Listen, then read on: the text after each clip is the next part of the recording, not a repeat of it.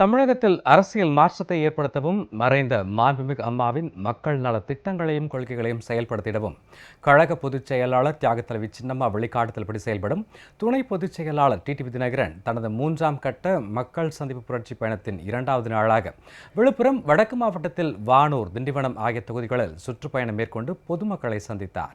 திரு TTV Dinakaran ஆற்றிய எழுச்சி உரையின் தொகுப்பினை இப்போது காணலாம்.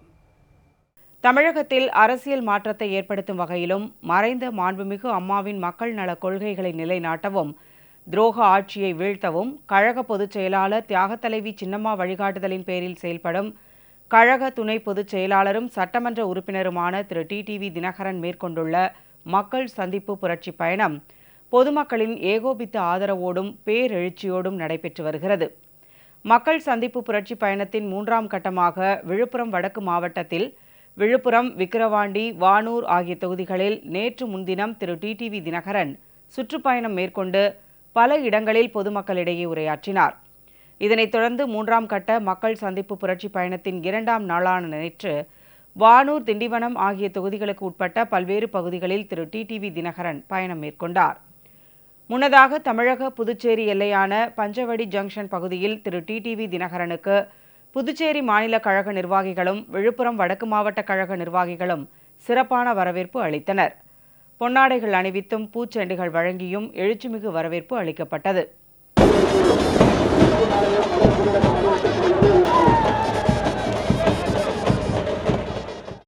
இதனைத் தொடர்ந்து வானூர் சட்டமன்ற தொகுதி திருச்சிற்றம்பலம் கூட்ரோடு பகுதியில் பல்லாயிரக்கணக்கான கழக தொண்டர்களும் பொதுமக்களும் திரண்டு நின்று திரு டிடிவி தினகரனை உற்சாகத்துடன் வரவேற்றனர்.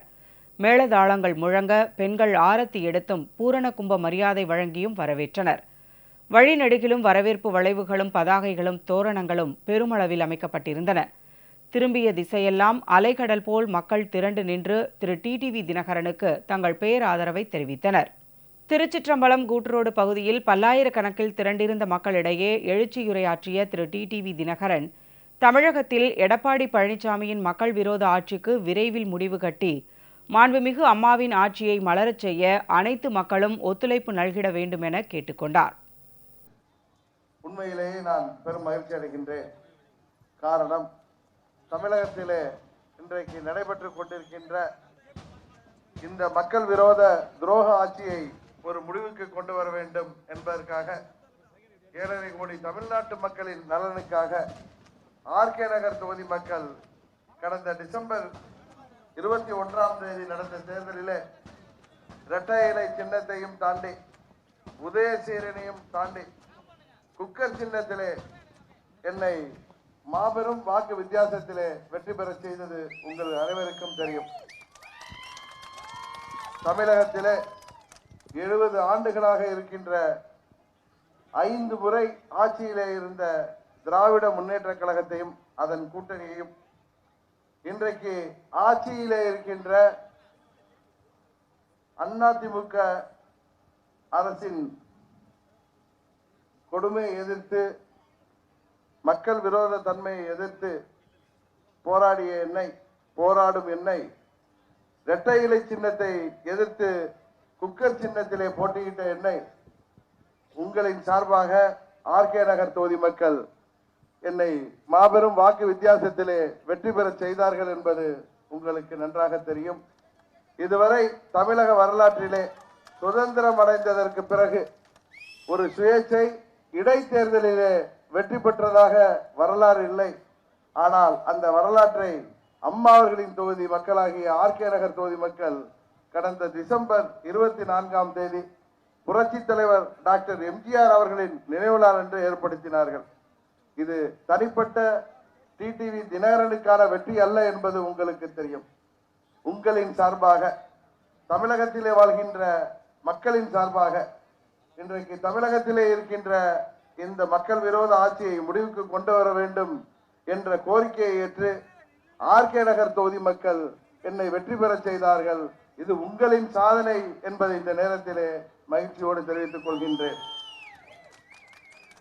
வாக்குக்கு 6000 என்று 2 லட்சம் வாக்காளர்களுக்கு கிட்டத்தட்ட 150 கோடி ரூபாய் செலவு செய்து ஆளும் கட்சியினர் அதிகார துஷ்பிரயோகம் செய்து அங்கே டெபாசிட்டை பெறுவதற்காக போராடினார்கள் என்பது எல்லோருக்கும் தெரிந்த ஒரு உண்மையாகும். திராவிட முன்னேற்ற கழகம் அதன் கூட்டணி டெபாசிட் இழந்ததற்கு காரணம் மக்கள் அவர்களை புறந்தள்ளி விட்டார்கள் என்பது நமக்கு நன்றாக தெரியும். இன்றைக்கு ஆளுகின்றவர்களும் சரி, ஏற்கனவே 5 முறை ஆண்டவர்களும் சரி, மக்கள் இனி வேண்டாம் என்பதால் தான் அம்மா அவர்களின் உண்மையான ஆட்சியை, அம்மா அவர்களின் உண்மையான தொண்டர்கள் நாம் தான் என்பதை உணர்த்துகின்ற விதமாக மீண்டும் அம்மா அவர்களின் ஆட்சியை தமிழகத்திலே ஏற்படுத்துவதற்கு அங்கே வாக்களித்தார்கள். வருங்காலத்திலே, அதுவும் இன்னும் விரைவிலே இந்த ஆட்சி ஒரு முடிவுக்கு வரும். வந்தவுடன் எப்பொழுது தேர்தல் வந்தாலும் நீங்கள் எங்களது வேட்பாளரை நமது வானூர் தொகுதியிலே போட்டியிடுகின்ற அம்மா அவர்களின் உண்மையான வேட்பாளரை நீங்கள் வாக்களித்து வெற்றி பெற செய்ய வேண்டும் என்று இந்த நேரத்திலே கேட்டுக்கொள்கின்றேன். உங்களுக்கெல்லாம் நன்றாக தெரியும், இதே தெய்வம் அம்மா அவர்களின் உண்மையான தொண்டர்களிலே 90% பேர் இன்றைக்கு நம்ம தியாக தலைவி சின்னம்மா அவர்கள் தலைமையிலே இயங்கிக் கொண்டிருக்கின்றோம் என்பது. ஆனால் இதை தெரியாத தேர்தல் ஆணையம், அமைச்சர்களும் சட்டமன்ற உறுப்பினர்கள் மாத்திரம் ஒரு கட்சி என்று நினைத்துக் கொண்டு அங்கே இரட்டை இலை சின்னத்தையும் கட்சியின் பெயரையும் அவர்களுக்கு கொடுத்தார்கள். கடந்த நவம்பர் 23ஆம் தேதி தேர்தல் நேரத்திலே அவர்களுக்கு சின்னத்தையும் வழங்கிவிட்டு, அதுவும் வியாழக்கிழமையாக பார்த்து கொடுத்துவிட்டு, வெள்ளிக்கிழமை அன்றே தேர்தலை ஆர்கே நகர் தொகுதியின் இடைத்தேர்தலையும் அறிவித்தார்கள். காரணம், நாங்கள் நீதிமன்றம் சென்று அந்த சின்னத்தை இரட்டை இலை ஆளும் கட்சியினருக்கு கொடுத்ததை தடை வாங்கி விடுவோம் என்பதற்காக அவர்கள் இரட்டை இலை சின்னத்தையும் அவர்களுக்கு கொடுத்துவிட்டு, அடுத்த நாளே ஆர்கே நகர் தொகுதி சட்டமன்ற இடைத்தேர்தலையும் அறிவித்த காரணத்தினால் தேர்தல் நடைமுறையில் இருக்கும் பொழுது நீதிமன்றம் தலையிட முடியாது என்ற காரணத்தினால் எங்களை நிராயுத பாணிகளாக்கி, கட்சியின் பெயரும் இல்லாமல் சின்னமும் இல்லாமல் கிட்டத்தட்ட 1.5 கோடி பேரை எங்களை அன்றைக்கு பெயர் இல்லாதவர்களாக, சின்னம் இல்லாதவர்களாக ஆக்கி பார்த்தார்கள். ஆனால் தமிழக மக்கள், குறிப்பாக 7 கோடி தமிழ்நாட்டு மக்களின் எண்ணத்தை உணர்ந்து ஆர்கே நகர் தொகுதி மக்கள், அம்மா அவர்களின் தொகுதி மக்கள், இரட்டை இலை சின்னம் அது அம்மாவிடமும் புரட்சி தலைவர் டாக்டர் எம்ஜிஆர் அவரிடம் இருந்தால்தான் அது வெற்றி சின்னம். துரோகிகளிடம் இருக்கும் பொழுது எப்படி நாங்கள் அதை ஏற்றுக்கொள்வோம்? புரட்சி தலைவர் எம்ஜிஆர் படத்திலே வருகிற வில்லன்களாகிய PS வீரப்பாவிடமும் MN நம்பியாரிடமும் அந்த சின்னம் இருந்தால் எப்படி ஏற்றுக்கொள்வோம் என்பதை உணர்த்துகின்ற விதமாக தமிழகத்திலே ஆளுகின்ற இந்த ஆட்சியாளர்கள் கிட்டத்தட்ட 180 கோடி ரூபாயை அங்கே ஆர்கே நகர் தொகுதியிலே அவர்கள் வாக்காளர்களுக்கு ஒருவருக்கு 6000 வீதம் ஒவ்வொரு வீட்டிற்கும் சென்று அவர்கள் 2 லட்சம் வாக்காளர்களுக்கு பணத்தை கொடுத்தார்கள் என்பதும் எல்லோருக்கும் நன்றாக நினைவில் இருக்கும். ஆனால் அதையெல்லாம் மீறி, ஆளும் கட்சி என்பதையும் மீறி, அன்றைக்கு நான் தேர்தல் நேரத்திலே என்னை நீங்கள் வெற்றி பெற செய்யுங்கள், தொகுதியின் தேவைகளை நான் உங்களுக்கு நிறைவேற்றி தர இந்த ஆட்சியை முடிவுக்கு கொண்டு வர வேண்டும், கட்சியை எங்களுக்கு பெற்றுத்தாருங்கள், அதன் பிறகுதான் நமது தொகுதியின் வளர்ச்சிக்காக, தமிழகத்தின் வளர்ச்சிக்காக அம்மாவின் தொண்டர்களாகிய நாங்கள் நிச்சயம் உழைக்க முடியும் என்று கோரிக்கை வைத்தேன். எனது கோரிக்கையை ஏற்று ஆர்கே நகர் தொகுதி மக்கள் மாபெரும் வாக்கு வித்தியாசத்திலே சுயேட்சையாக நின்ற என்னை குக்கர் சின்னத்திலே வெற்றி பெற செய்தார்கள் என்றால் அது தனிப்பட்ட தினகரனுக்கு கிடைத்த வெற்றி அல்ல. உண்மைக்கும் துரோகத்திற்கும் நடந்த போராட்டத்திலே மக்கள் உண்மைக்கு சார்பாக தியாகத்தின் பக்கம் நின்றார்கள், துரோகத்தை தோற்கடித்தார்கள் என்பது உங்களுக்கு தெரியும். இப்படி தன்னை முதல்வராக்கியவருக்கே, தங்களை ஆட்சியில் தொடர அனுமதித்தவர்களுக்கே இவர்கள் துரோகம் செய்பவர்கள் எப்படி மக்களுக்கு நன்றியோடு இருப்பார்கள் என்பதை தயவு செய்து நீங்கள் எண்ணி பார்க்க வேண்டும். மத்தியிலே ஆள்பவர்களுக்கு கைகட்டி சேவம் செய்கிற இவர்கள் தமிழக மக்களின் பிரச்சனைகளை, எந்த ஒரு பிரச்சனையும் இவர்கள் இதுவரை நிறைவேற்றி தந்திருக்கிறார்களா என்பதை தயவு செய்து எண்ணி பாருங்கள். இவர்கள் ஆட்சியில் இருக்கின்ற வரை தமிழக மக்களுக்கு எந்த ஒரு திட்டமும் கிடைக்காது. குறிப்பாக அம்மா அவர்கள் காலத்திலே நடைபெற்று வந்த எந்த ஒரு திட்டமும் இன்றைக்கு கிடப்பிலே போடப்பட்டிருக்கிறது. வருங்காலத்திலே ரேஷன் கடைகளை கூட இவர்கள் மூடிவிடுவார்கள் என்ற நிலைமையில்தான் இந்த ஆட்சியாளர்கள் ஆட்சியை நடத்தி கொண்டிருக்கிறார்கள். எனவே இந்த ஆட்சியை முடிவுக்கு கொண்டு வந்து நாம் மீண்டும் தமிழகத்திலே அம்மா அவர்களின் ஆட்சியை உருவாக்கிட நீங்கள் எங்களை ஆதரிக்க வேண்டுமாய் உங்களை பணிவன்போடு கேட்டு எனக்கு நமது தொகுதியின் தேவையாகிய நமது திண்டிவனம் நகரத்திலே மக்களின் அன்றாட தேவையான குடிநீர் பிரச்சனைக்கு இன்று வரை எந்த ஒரு தீர்வும் இல்லை என்பதை நீங்கள் கேட்டிருக்கிறீர்கள். அதுபோல நமது நகராட்சியின் சுகாதார சீர்கேட்டால் முதன்மை நகராட்சியாக திண்டிவனம் நகராட்சி சுகாதார சீர்கேட்டில் முதன்மை நகராட்சியாக மாறி வருகிறது. மேலும் மக்களின் நலன் சார்ந்த திட்டங்களுக்கு வெளிப்படையான டெண்டர் இல்லாமல் ஊழலில் முதலிடத்தை பெற்று வருகிறது. தெருவிளக்குகள் கூட சரியாக பராமரிக்கப்படாமல் இருண்டு கிடப்பதால் திருட்டு பயம் அதிகமாக நடைபெறுகிறது. இங்கே சட்டத்துறை அமைச்சராக இருப்பவர் தன்னுடைய சுயநலம் கருதி இதுநாள் வரை திண்டிவனத்திற்கு நிரந்தர பேருந்து நிலையம் அமைக்கவில்லை என்கின்ற கோரிக்கையை மக்கள் இங்கே வைத்திருக்கிறார்கள். உங்களுக்கு நன்றாக தெரியும், இங்கே அமைச்சராக இருப்பவர்கள், துணை முதலமைச்சர், முதலமைச்சர் அனைவரும் அம்மா அவர்கள் காலத்திலேயே யாரால் பதவிக்கு வந்தார்கள் என்பது உங்களுக்கு தெரியும். இதே 2000 ஆண்டிலே இங்கே சட்டமன்ற உறுப்பினராக விழுப்புரத்தில் இருப்பவர், அமைச்சராக இருப்பவர் உங்களது திண்டிவனம் தொகுதியின் சட்டமன்ற உறுப்பினராக யாரின் சிபாரிசால் வந்தார், அவர் யாரால் அமைச்சரானார் என்பதெல்லாம் இங்கே உள்ள கழக தொண்டர்கள் அனைவருக்கும் நன்றாக தெரியும்.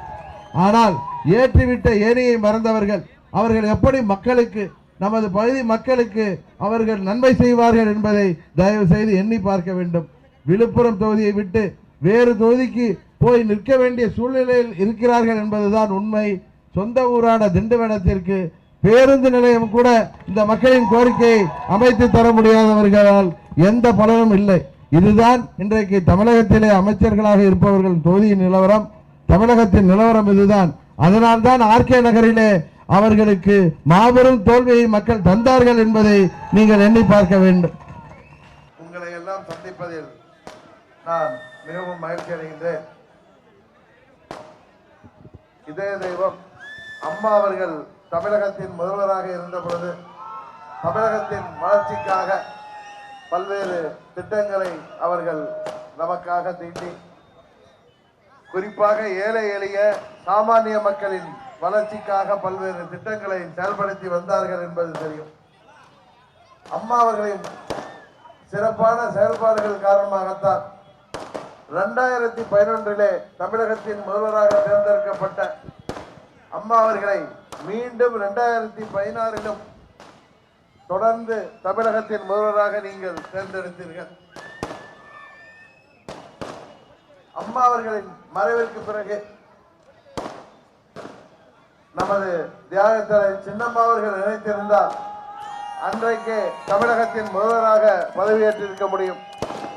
ஆனால் அம்மா அவர்கள் காலத்திலே முதல்வராக இருந்த பன்னீர்செல்வமே முதல்வராக இருந்து விட்டு போகட்டும் என்று அவரை முதல்வராக நியமனம் செய்தார்கள். ஆனால் பன்னீர்செல்வமோ இதுவரை பசுந்தோல் போர்த்திய புலியாக இருந்த பன்னீர்செல்வம் தனது சுயரூபத்தை அம்மா அவர்களின் மறைவுக்கு பிறகு டிசம்பர் 5 அவர் முதல்வராக பொறுப்பேற்ற பிறகு கொஞ்சம் கொஞ்சமாக அவரது சுயரூபம் வெளிப்பட தோன்றியது. நமது புரட்சி தலைவர் அவர்கள் உருவாக்கிய இந்த மாபெரும் இயக்கத்தை அவருக்கு பிறகு 30 ஆண்டுகள் இந்த இயக்கத்தை வழிநடத்திய அம்மா அவர்கள் வைத்து தந்த பாதையிலிருந்து விலகி மத்தியில் ஆளுகின்ற பிஜேபியின் ஏஜெண்டாக அவர் செயல்பட தொடங்கியதுதான் உண்மையிலேயே எல்லோருக்கும் வருத்தத்தை அளித்தது. எப்படி ஆங்கிலேயர்கள் இந்தியாவை ஆண்ட பொழுது ஈஸ்ட் இந்தியா கம்பெனிக்கு ஏஜெண்டுகள் இங்கே இருந்தார்களோ அதுபோல பிஜேபியின் ஏஜெண்டாக பன்னீர்செல்வம் செயல்பட தொடங்கியதால் அவரை ஆட்சியிலிருந்து முதல்வர் பதவியிலிருந்து இறக்க வேண்டிய சூழ்நிலை ஏற்பட்டது. சட்டமன்ற உறுப்பினர்கள் அனைவரும், அமைச்சர்கள் அனைவரும், நமது திண்டிவனத்தைச் சேர்ந்த அமைச்சர் சண்முகம் உட்பட அனைத்து பேரும் சேர்ந்து சின்னம்மா அவர்கள்தான் தமிழகத்தின் முதல்வராக வர வேண்டும் என்று தேர்ந்தெடுத்தார்கள். உங்களுக்கெல்லாம் நன்றாக நினைவிருக்கும், அன்றைக்கு பன்னீர்செல்வம் திடீரென்று அம்மா அவர்களின் நினைவிடத்திலே சென்று தியானத்திலே அமர்ந்த பொழுது நமது சட்டமன்ற உறுப்பினர்களும் தலைமை கழக நிர்வாகிகளும் போயஸ் தோட்டத்திலே வந்து கூடிய பொழுது அந்த இரவிலே நமது சண்முகம் அவர்கள், இனி சின்னம்மா என்று அழைக்காதீர்கள், அவரை அம்மா என்று அழையுங்கள் என்று அவர்தான் அன்றைக்கு கோஷமிட்டார். அதுவும் உங்களுக்கு நன்றாக தெரியும். ஆனால் நமது தியாகத்தலைவர் சின்னம்மா அவர்கள் தமிழகத்தின் முதல்வராக பதவியேற்க முடியாத சூழ்நிலை உச்சநீதிமன்ற தீர்ப்பால் ஏற்பட்டதால் அன்றைக்கு அவர் நினைத்திருந்தால் என்னை முதல்வராக தேர்ந்தெடுக்க சொல்லி சட்டமன்ற உறுப்பினரிடம் சொல்லி இருக்க முடியும்.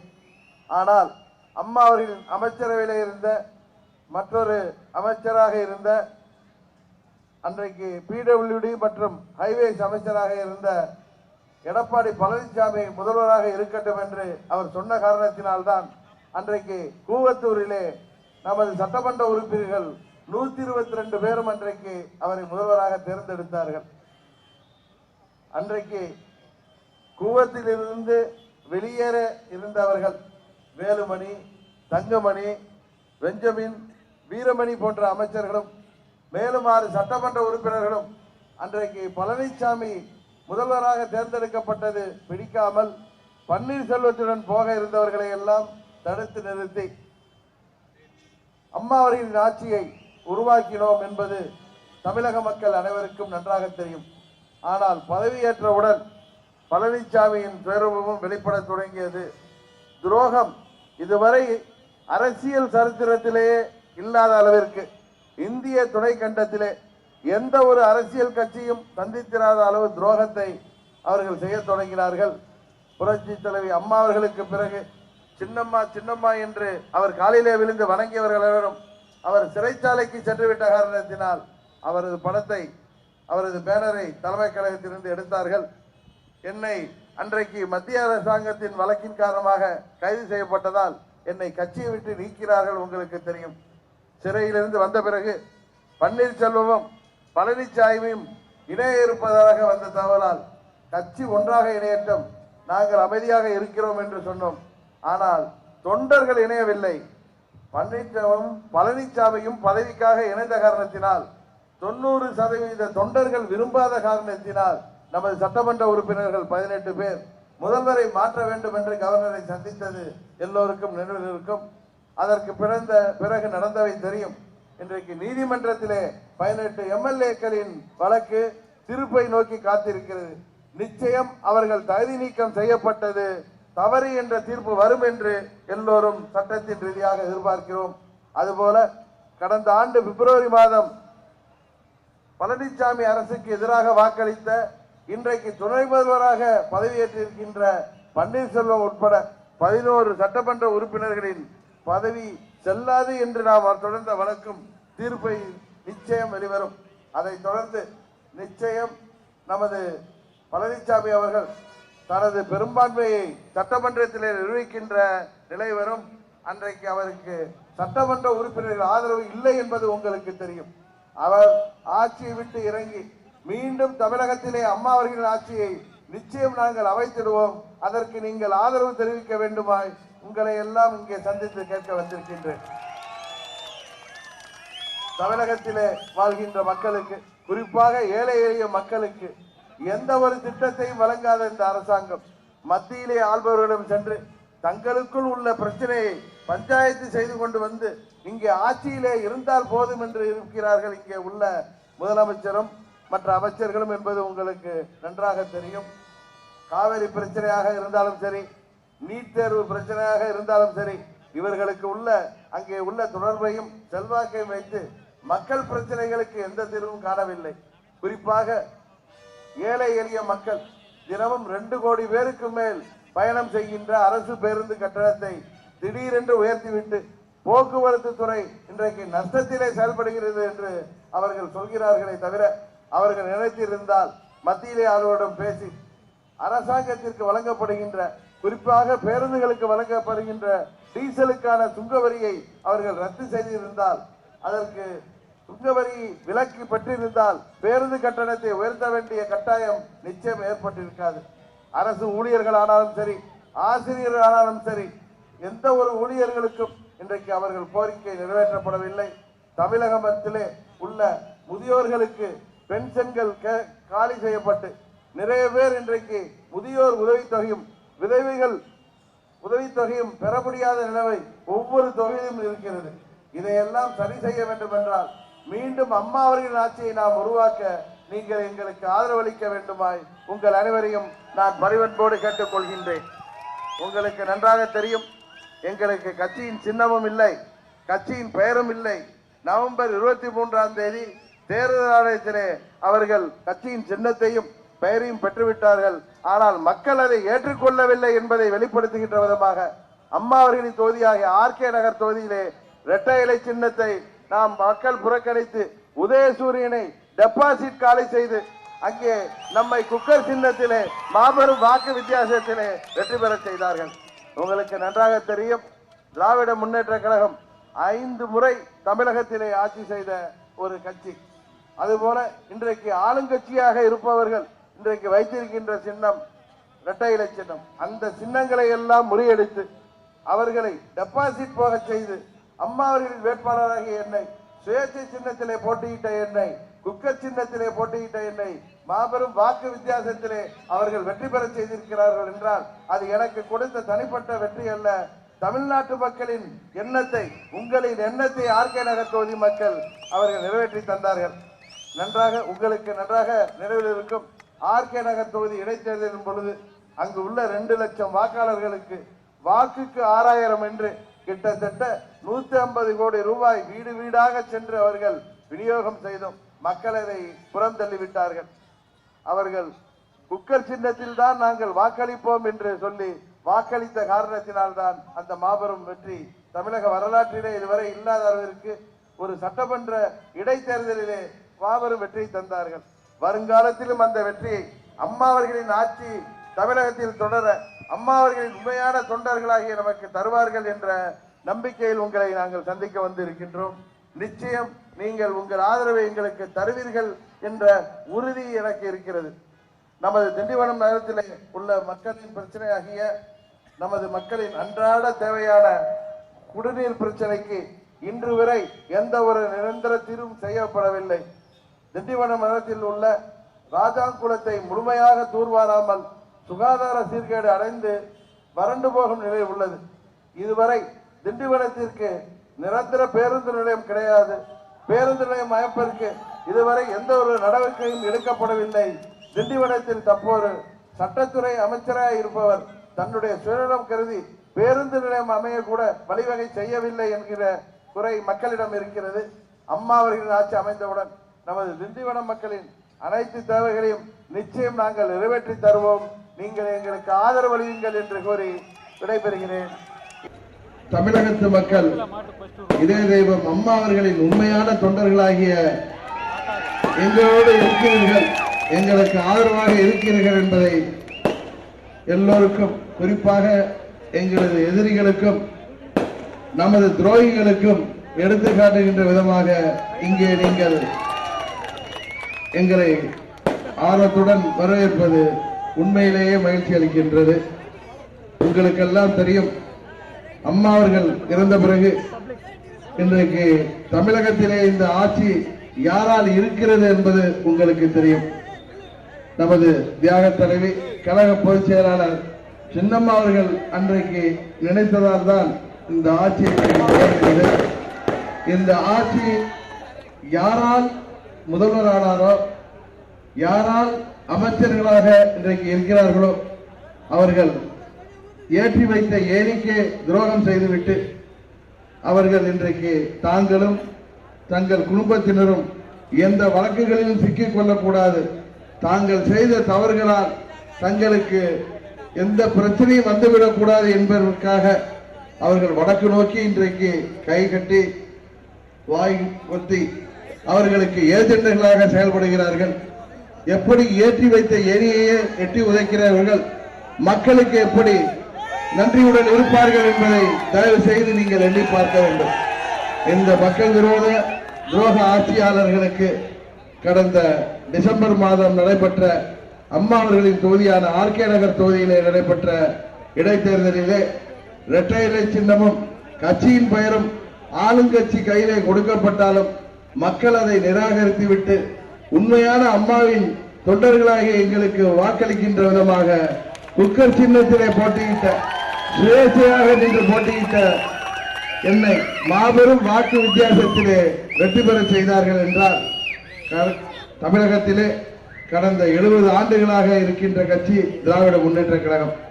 அந்த கட்சி மாபெரும் கூட்டணியுடன் அவர்கள் 5 முறை தமிழகத்திலே ஆண்டவர்களாக இருந்தாலும் அவர்கள் கடந்த 2016 அம்மா அவர்களின் தேர்தலின் பொழுது 57,000 வாக்குகள் பெற்றார்கள் என்றாலும் இந்த முறை எதிர்க்கட்சி அவர்கள் மாபெரும் கூட்டணியுடன் போட்டியிட்ட பொழுதும் உதயசூரிய சின்னத்தை ஆர்கே நகரில் தொகுதி மக்கள் டெபாசிட் இழக்க செய்தார்கள் என்பது தெரியும்.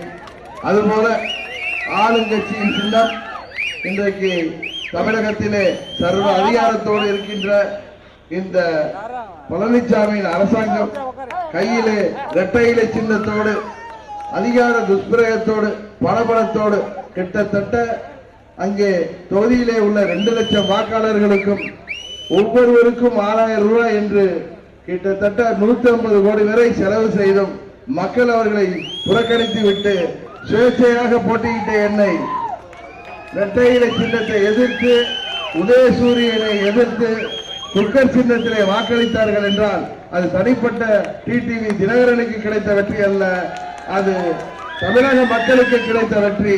காரணம், கன்னியாகுமரியிலிருந்து சென்னை வரை எங்கு சென்றாலும் உங்களை போல் நான் சந்திக்கின்ற மக்கள் அனைவரும் பெரியவர்களானாலும் சரி, தாய்மார்களானாலும் சரி, இளைஞர்களானாலும் சரி, அவர்கள் சொல்கின்ற வார்த்தை, என்னிடம் வைக்கின்ற கோரிக்கை, இந்த ஆட்சியை முடிவுக்கு கொண்டு வாருங்கள், உண்மையான அம்மாவின் ஆட்சியை தமிழகத்திலே மீண்டும் கொண்டு வாருங்கள் என்பதுதான்.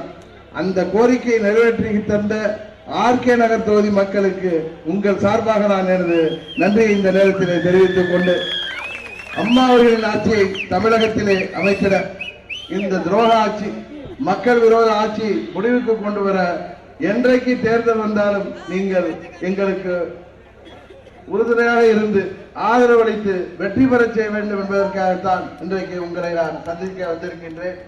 நமது பகுதி மக்களின் கோரிக்கையாகிய நமது முன்னூர் கிராமத்திலே உள்ள 2ஆம் குலோத்துங்க சோழனால் கட்டப்பட்ட சிவன் கோயில் 40 ஆண்டுகளாக குடமுழுக்கு செய்யப்படவில்லை, அதை முடித்து தர வேண்டும் என்ற கோரிக்கையும், நமது பகுதியும் தமிழகத்திலே உள்ள மற்ற பகுதி போல் முதியோர் உதவித்தொகை புறக்கணிக்கப்படுகிறது என்ற கோரிக்கையும், விவசாயிகளுக்கு பதப்படுத்தும் கிடங்கு பல முறை அரசாங்கத்திடம் கேட்டும் இந்த பகுதியிலே அமைச்சர் ஒருவர் இருந்தும் செய்யப்படாத அந்த கோரிக்கையும், மத்திய அரசாங்கம் கொடுக்கின்ற தேசிய ஊரக வேலைவாய்ப்பு திட்டம் தற்போதைய அரசு விவசாய கிணறு என்ற போர்வையில் அந்த பணத்தை தவறாக பயன்படுத்தி வருகின்றார்கள், அதை சரி செய்ய வேண்டும். வறுமை கோட்டிற்கு கீழ் உள்ள மக்கள் தற்போதைய அரசால் எந்த பலனும் அடையவில்லை. மத்திய மாநில அரசுகள் வீடு கட்டு திட்டம் ஆளும் கட்சிக்காரர்கள் எனும் இடைத்தரகர்களால் விடுவேசி விட்டு கொண்டு வருகிறது. இதையெல்லாம் சரி செய்ய வேண்டும் என்று அதாவது முன்னாள் ஊராட்சி மன்ற தலைவர் திருமதி வசதி முருகேசன் அவர்கள் நமக்கு இங்கே கோரிக்கை வைத்திருக்கின்றார்கள். இந்த கோரிக்கை 100க்கு 100 உண்மையான கோரிக்கை. தமிழகம் முழுவதும் இந்த அரசாங்கம் ஒரு கமிஷன் மண்டி போல இருந்து கொண்டு முதல்வரும் துணை முதல்வரும் இந்த அமைச்சர்கள் அனைவரும் கமிஷன் ஏஜென்ட்களாக செயல்பட்டு வருகிறார்கள் என்பதுதான் உண்மை. எந்த ஒரு திட்டம் என்றாலும் அது மக்களுக்கு என்ன பலன் என்று பார்க்காமல் தங்களுக்கு என்ன லாபம் என்று அவர்கள் பார்த்து வருகின்ற காரணத்தினால்தான் நீங்கள் இந்த ஆட்சியை முடிவுக்கு கொண்டு வர வேண்டும். இந்த ஆட்சி கூடாது, இது அம்மாவின் ஆட்சி அல்ல என்று செல்கின்ற இடங்களில் எல்லாம் எங்களிடம் கோரிக்கை வைக்கிறீர்கள். நிச்சயம் வெகு விரைவிலே இந்த ஆட்சி முடிவுக்கு வரும். மீண்டும் உண்மையான மக்களாட்சியை, அம்மா அவர்களின் ஆட்சியை நாங்கள் தமிழகத்தில் கொண்டு வர நீங்கள் என்றென்றைக்கும் எங்களுக்கு உறுதுணையாக இருக்க வேண்டும் என்று இந்த நேரத்திலே கூறிக்கொண்டு, இந்த நிகழ்ச்சிக்கு சிறப்பாக ஏற்பாடு செய்த நமது மரக்காணம் ஒன்றிய கழக செயலாளர் திரு ஏபி பாலு அவர்களும், மாவட்ட மகளிரின் துணைச் செயலாளர் திருமதி வசந்தி முருகேசன் அவர்களும், ஒன்றிய கழக பொருளாளர் திரு எம் சீனிவாசன் அவர்களுக்கும், ஒன்றிய பேரவைச் செயலாளர் மச்சவளவன் அவர்களுக்கும், ஒன்றிய மாணவரணி செயலாளர் எம் குமார் அவர்களுக்கும், ஒன்றிய இளைஞரணி செயலாளர் கிட்டு என்கிற திரு என் முருகதாஸ் அவர்களுக்கும், மாவட்ட பிரதிநிதிகள் திரு ஆர் சோலை, திரு யு மணிகண்டன் அவர்களுக்கும், ஒன்றிய இலக்கியணியின் செயலாளர் திரு ஆர் ஜெயராமன் அவர்களுக்கும், இளைஞரணியின் தலைவர் திரு வி சக்திவேல் அவர்களுக்கும், விவசாய பிரிவின் சேர்ந்த முருகன் அவர்களுக்கும், எம்ஜிஆர் மன்றத்தைச் சேர்ந்த ஆதிமூலம் அவர்களுக்கும், தகவல் தொழில்நுட்ப பிரிவைச் சேர்ந்த காளியப்பன் அவர்களுக்கும், முருக்கேரி கிளைக்கழக செயலாளர் திரு பி சக்திவேல் அவர்களுக்கும், சிறுவாடி கிளைக்கழக செயலாளர் திரு ஆர் ஞானவேல் அவர்களுக்கும், ஏ ஆனந்தன் அவர்களுக்கும், மற்றும் இங்கே கூடியிருக்கின்ற பெரியோர்களுக்கும் தாய்மார்களுக்கும் இளைஞர்களுக்கும் எனது நன்றியை கூறி விடைபெறுகின்றேன். நன்றி, வணக்கம்.